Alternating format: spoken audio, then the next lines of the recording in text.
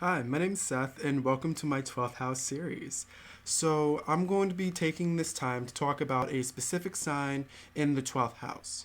If you don't really understand what the 12th house is, if you don't understand a lot about that sign, if you don't actually know what sign is in your 12th house, I put a few links right up here to give you guys some references on where to look and where to find this information. Then come back to the series and look at specifically what's going on in your 12th house and engage with me on what that means to you and what that means for what you're trying to do in this world. So today I'm going to talk about Capricorn in the 12th house. With Capricorn in the 12th house, 9 times out of 10, you have an Aquarius Ascendant. So, with that Ascendant, it adds a fiercely individualistic mask to your personality. With that individualistic mask, your Ascendant kind of stands between the outside world and your inner world. Nothing passes through either way without going through your Ascendant.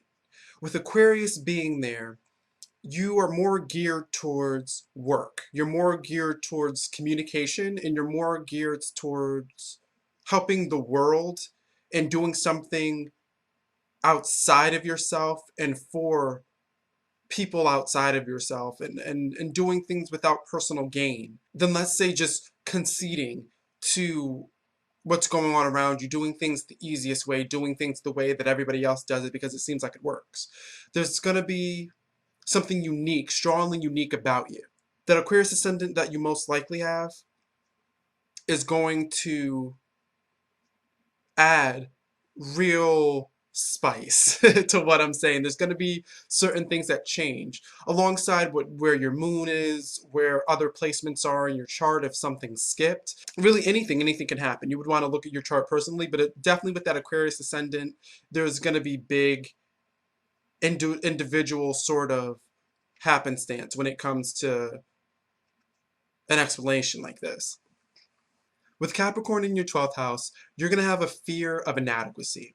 You're going to have a fear of boundaries being all that your life is, of never being able to conquer boundaries, to never really be able to conquer life at all.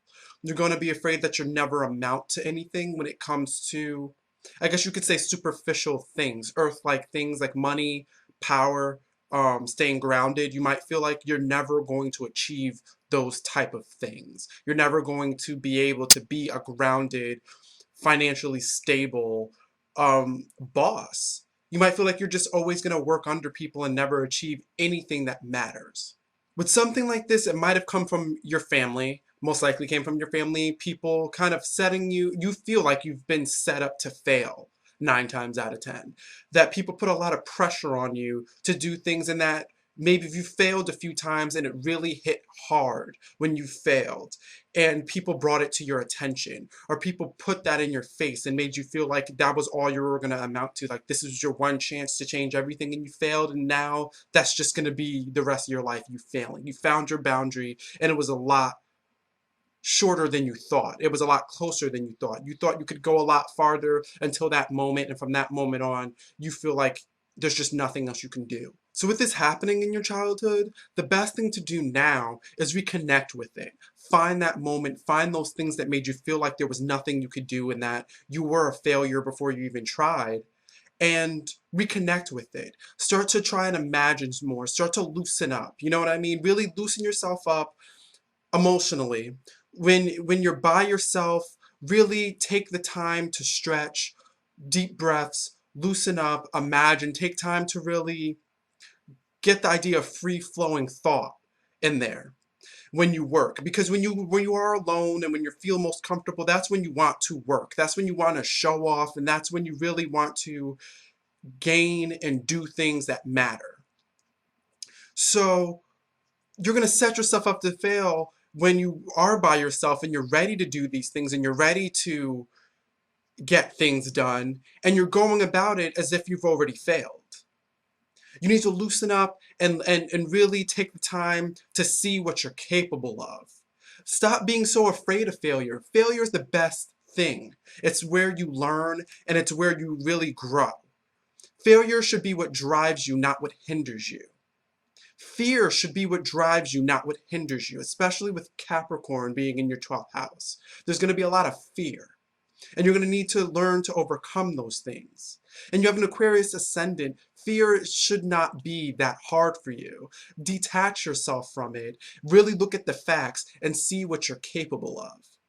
Do things to find out what you're capable of. Don't just sit there and think about it. Put things into action like you're good at.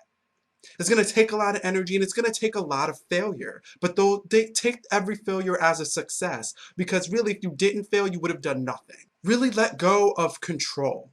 Turn your world into a sanctuary. Letting go of control mentally really opens you up to have the control that is just meant for you. With Capricorn in your 12th house, you're going to be meant for a type of control. These things are not for you to grasp at. You are born with that power. There are things you have control of, and that you need to act like you have that control. Like, really, I guess, fake it until you make it.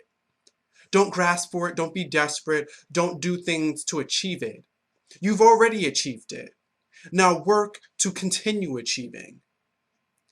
You're not starting from the bottom. You're not the bottom. You were born at the top, and you need to just climb higher. Find a new peak.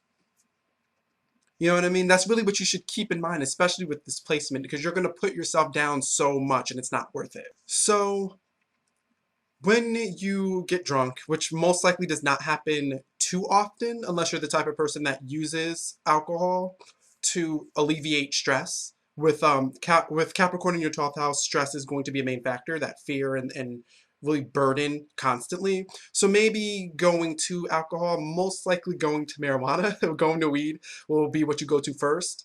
But if you do go to alcohol, you're going to put yourself in a situation where my advice will not be needed. You are going to let go. You're going to let go more than anybody else around. You're just going to completely just be totally uninhibited and let everything fly and just not give a fuck. Because you can't. Your mental strength is gonna drop, and you're just gonna let things be. There's a lesson to be learned from that. It's gonna scare the shit out of you when you wake up in the morning and you see all the dumbass things that you did. But there's a lesson to be learned.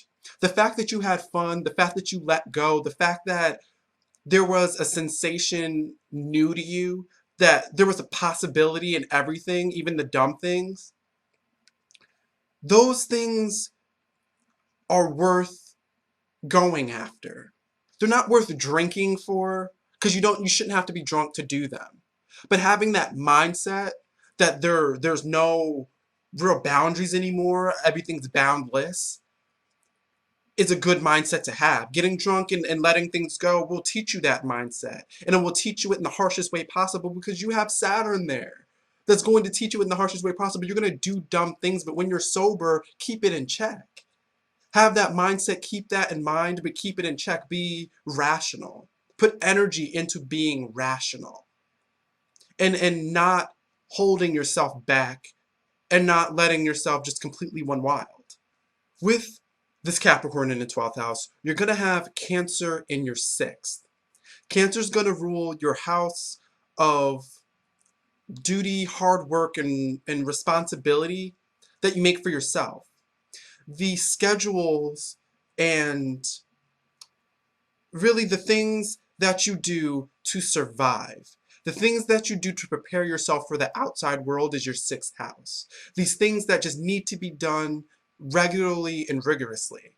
Tedious tasks that call for detail and attention and daily things, daily work, to help sustain what you're doing in the outside world. That is your 6th house. Having Cancer there is you're throwing water into that house. So being detail oriented might be a little hard for you until you start pulling from the things that you've learned when you're by yourself, when you let go and find that middle ground and find what works for you. And when you're by yourself and there's no pressure, implementing that when there is pressure, and keeping control and keeping yourself grounded and keeping one foot in each house. using those things that you've just learned and implementing it into that house so you can keep emotional control. So when your emotions do vary, and work and duty and everyday things will force your emotions to vary. You might feel one way about brushing your teeth every morning, and then another way about brushing your teeth every morning in the next 2 days. You might hate going to work every day one day, and then love going to work every day and looking forward to it the next day. You're going to have that Cancer moodiness and that moon type of relationship to your work, to your duties, to your responsibilities, to details. That's where this moodiness is going to kick in. And you might become the type of person that leans on other people, that expects other people to help you in these duties, expects other people to do these type of things for you. Or you could easily turn into the type of person that supports everyone else, being the family person that treats everyone like family and takes on their bullshit and carries everyone else. And then in your 12th house, when you get by yourself, you feel like, yeah, this is good for me. Responsibility is good for me. But then when you're going back out there, you're letting people trample all over you, walk all over you, and put more work on you than you really deserve. You're gonna have to find that balance. And it's a harsh balance to find because they're almost in opposite places, with an earth sign in a water house and a water sign in an earth house. They're going to be looking to they're going to be looking to do two different things. But water and earth do mix together well, so you're going to have to find the balance between these two different things and really make them work, and you will make it work beautifully.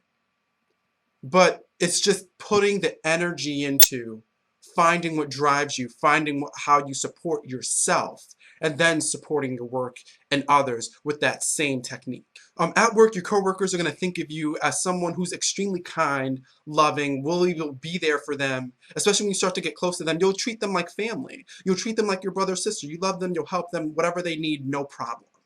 They're also going to think you're a little dry. They're also going to think you're a little unstable when pressure gets put on, most likely, depending on where you're at in this balance, and really depending on how that Aquarius Ascendant, if you have one, that deals with emotional things. Will that Cancer eventually break through, or will you always keep it under wraps? And how do you deal with that? You're going to want to look at the rest of your chart, but these are the things that are going to be going on. So that's what I got to say about Capricorn in the 12th house. I feel like it's really harsh. It's a really harsh placement. It's something that's going to take a lot of work. Capricorn really adds a lot of work to wherever it's placed, just like Scorpio. For instance, Scorpio adds a little bit of chaos. And Aquarius adds a little bit of chaos as well. There are just certain signs that amount to more work. But wherever that placement is, wherever that work needs to be put, it's going to be a place where you can support that. The work is there, and and it's in a sign that can handle it. So you just need to learn about it, learn about those signs, learn about these placements, learn about yourself, and handle it, because you can. So thanks for watching. Leave a comment, subscribe. Let me know what you think about the series so far. What do you want to hear about most? I'm doing Aquarius next. I got a request for that. So, yeah.